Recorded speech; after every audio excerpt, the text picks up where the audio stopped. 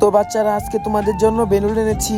এই ধরো, তোমরা সবাই একটা একটা করে নিয়ে নাও। আজকে তোমরা তোমাদের ভাগ্য পরীক্ষা করবে। যারা ভালো আর্ট করতে পারবে তাদেরকে স্কুলে রেখে দিব, আর যারা খারাপ আর্ট করবে তাদেরকে স্কুল থেকে বের করে দিব। ঠিক আছে স্যার? আচ্ছা ঠিক আছে, আমি চলে যাচ্ছি, তুমি তাড়াতাড়ি শুরু করো। এখন তো আমি এরকম একটা জিনিস আর্ট করবো যা দেখে সবাই অবাক হয়ে যাবে। এদের মাঝখান থেকে তো যেমনি হোক আমার জিততেই হবে। আমি তো অনেক সুন্দর একটি ফুল আর্ট করব, আমি টপ আর্ট করব।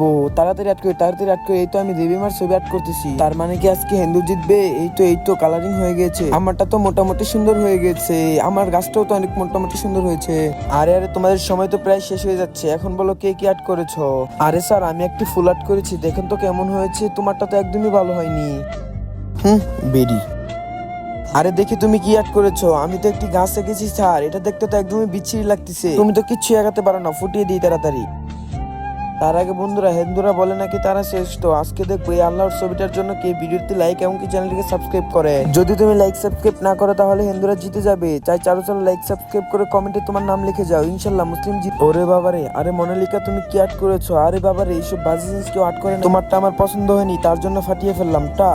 আরে জিহাতি, তুমি কি আর্ট করেছো? তুমি দেখি দেবী মার ছবি আর্ট করেছো। তুমি তো আজকে উইন হয়ে গেলে। যারা যারা আল্লাহকে ভালোবাসো ভিডিওটি লাইক করে চ্যানেলটিকে সাবস্ক্রাইব করে দাও, আর কমেন্টে তোমার নাম বলে যাও।